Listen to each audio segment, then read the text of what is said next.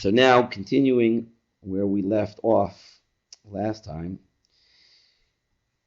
we need to understand really what a husband's job is in marriage. What's his job? And this is what we ended off last time discussing, was that a big part of a husband's job is to build up his wife, is to make her into herself. Chazal tell us that the Bir Rishona makes her. She's caresses bris. She makes a bond with the one who made her into a kli, the one who made her into a woman, and that's her husband. She wants, it's not that's from the Bir Rishona, but essentially it's he is the one who has the ability to build her up. Chazal tell us that a woman cares more about what her husband thinks of her than anybody else. Anybody else. This is her whole life.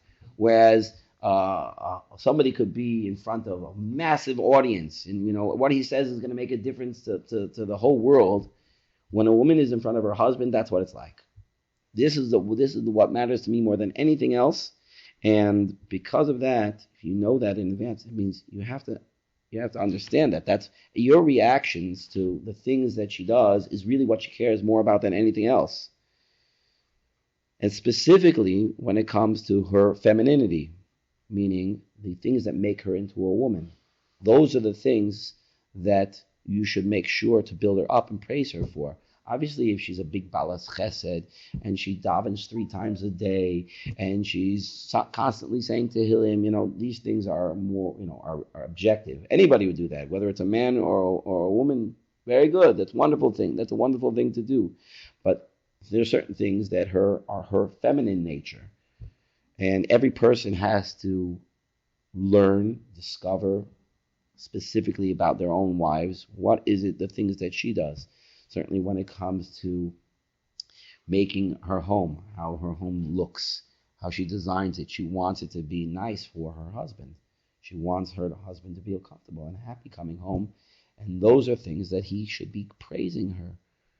Those are her qualities, her individuality are who she is, and those are the things that a man should be praising her for. When a couple gets engaged, so in the beginning, so there's a lot of excitement. It's very interesting that in the Torah it tells us that Yaakov Avinu loved Rochel even before they were married. It seems very clear in the Torah that he loved her, and then they got married 7 years later. So the Malbim says a very interesting pshat. How did he love her? How did he love her so far in advance? And not only that, but the pasuk says that it was like just like a few days. It was a few days. The whole 7 years were like yamim machadim. They were very short days until the 7 years were over. And the Malbim asked a very pashut question. If you're waiting for something, every day is torture. Every day is torture. Just ask the guy who has to wait 12 days till his wife is tar. Right? Every day is torture.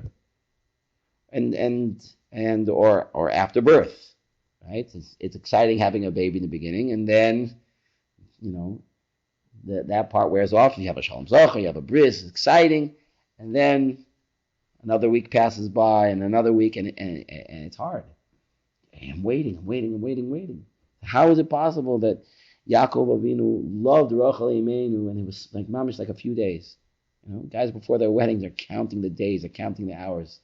There was one guy who showed me, he's counting the seconds. It's mamish like, he has a countdown on it. It's so hard. So the Malbim answers that he saw her tremendous milas. He saw that she had such unbelievable qualities that he wanted to be shaykh to those qualities. He wanted to bond with those qualities. It's like I have a tremendous goal that I'm working towards, and I think that to get to that goal, it's going to take me 25 years to get to that goal. And look, it only took me 10. Wow, that's so fast. I thought it was going to take forever to get to that goal. That's how a person should be looking at his wife that she has these tremendous qualities. I get to bond with these qualities. And you see, you value what she really has, what she's providing you, what she's giving you and giving your marriage, and what she will be giving to your future children, Be'ez Hashem, or the children that you have already. Wow, that's I value her, and that is a different type of love. It's a different category of love whatsoever. It's a similar category of love that Chazal teaches that a person should have for Hashem. Why? What does it mean that I love Hashem? Loving Hashem and loving your wife, is that the same thing? Chazal teaches that a person could really only know what it means to love Hashem if he's married. Oh, so how do single people know what love of Hashem is? That's a hard question. But there are definitely Sfarim that say this, that a person can only really understand what it means, Avas Hashem, if first he has a wife. Because having a wife is valuing her for the things that she does, and her midos, and all the great qualities that she has about her. Those are the things that we need to be praising her for. Whether that's from a objective side, things that aren't necessarily related to her feminine female self, or things that are definitely related to her being a woman. So let's understand a little bit better what it is. What is the essence of a wife, in order to be able to tap into really what we should be doing. Her essence, is to be davuk to you. That's what her creation was for, to be an Ezer Kenegdo. HaKadosh Baruch Hu cracked the neshama in half and gave half to you and half to her. So her essence is to be davuk to you.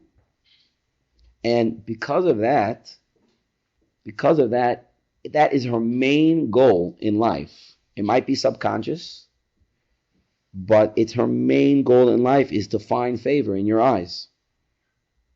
That's what she wants more than anything else. She wants a husband who loves her.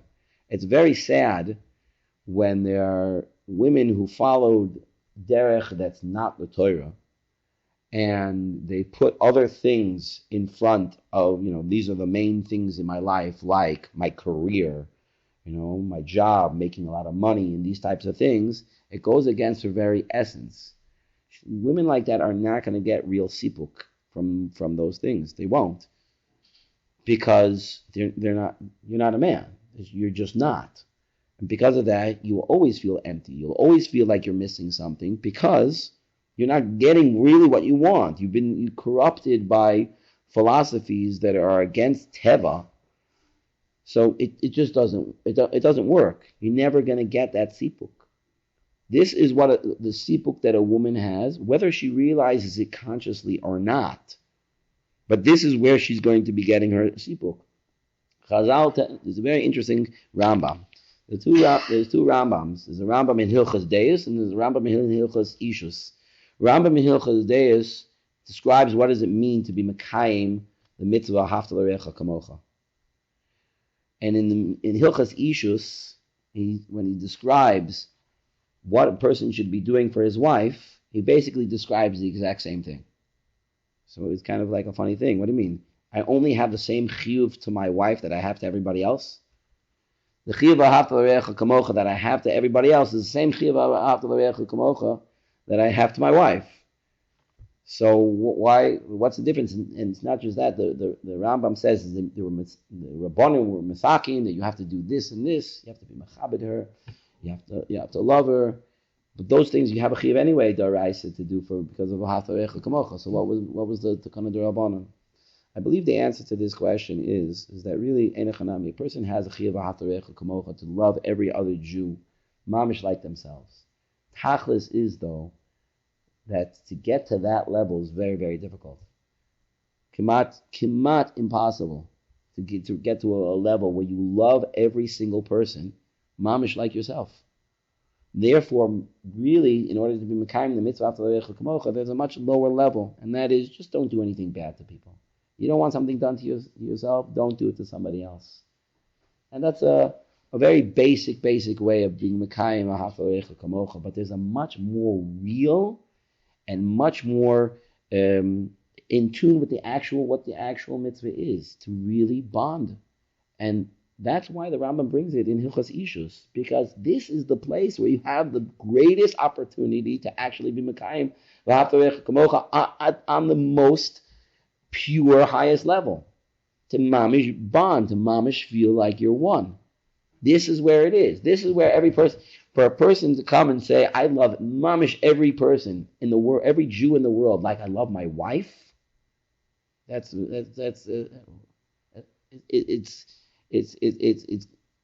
unheard of. Even the great Rabbi Ari Klapper, who was known as a tremendous Oyev Yisrael, the way that he looked at his wife was much greater. That he mamish felt like the story says that when they went to the doctor, he said, "My wife's leg hurts us." That there's such a strong bond that it's mamish. I can feel her pain too. Even as great as Rabbi Ari Klapper was, still with your wife, something on a completely different level. And she wants to feel that achdus. She wants to feel that he mamish. In his eyes, I'm everything. She was created to be your completion in Ruchnius and Gashmius. Very interesting. I saw in a sefer that sometimes it's dafka because of this that the opposite might happen.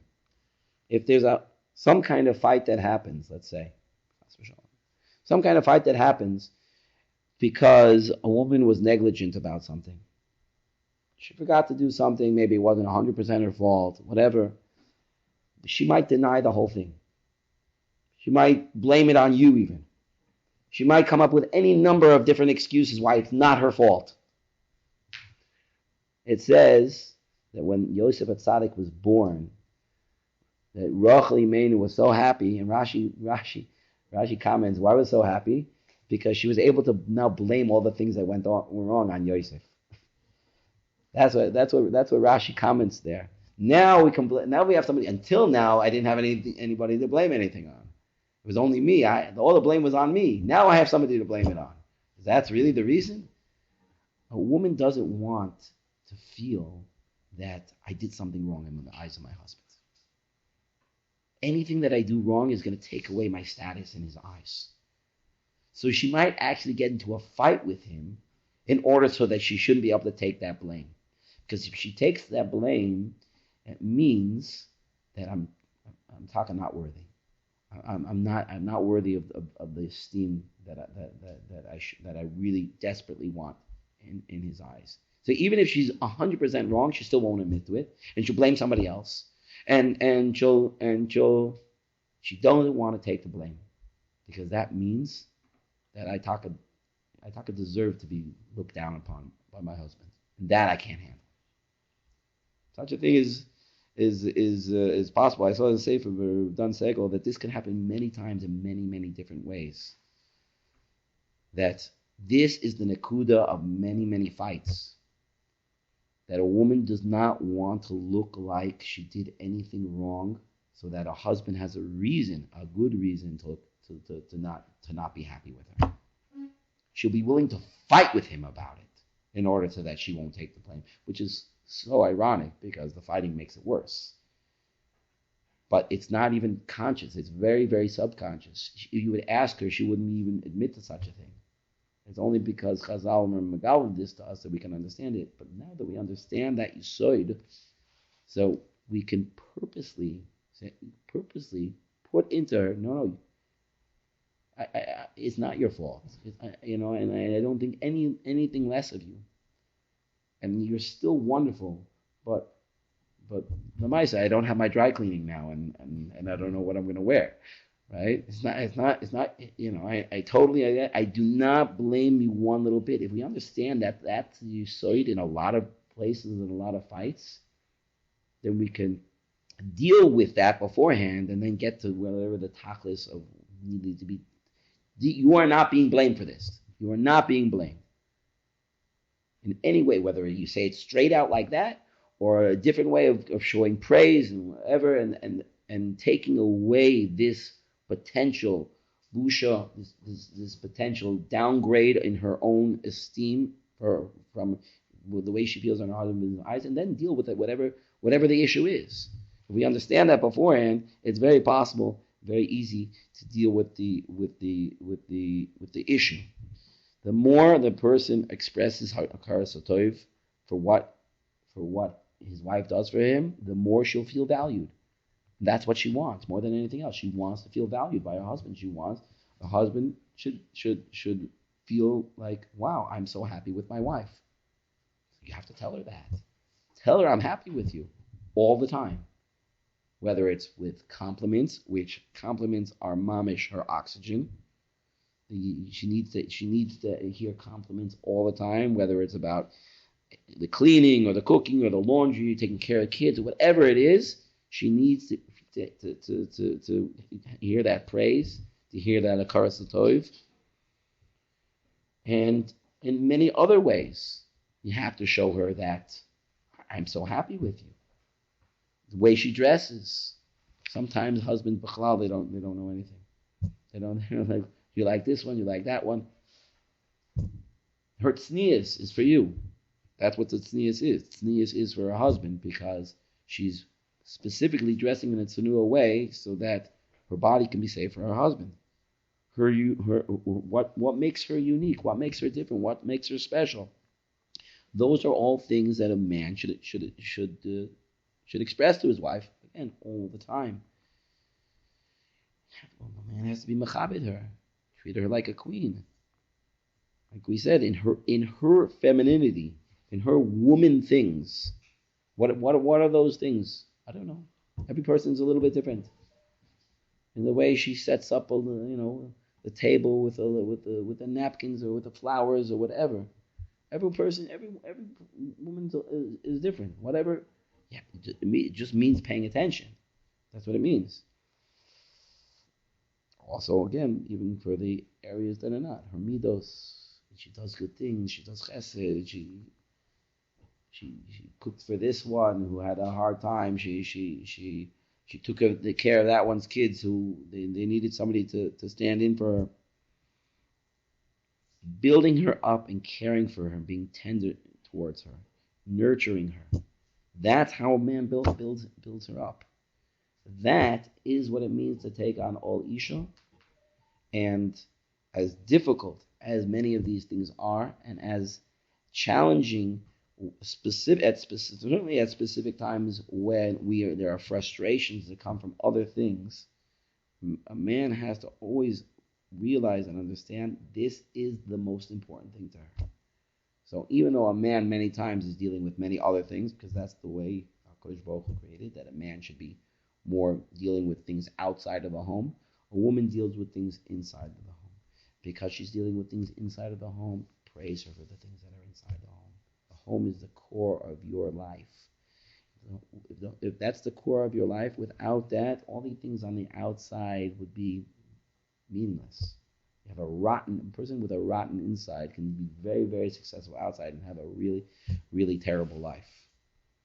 So Lamaise, the more we show that hakaras hatov, the more we understand really what is necessary and what she's really looking for, and can provide that, the better chances of us having very happy homes.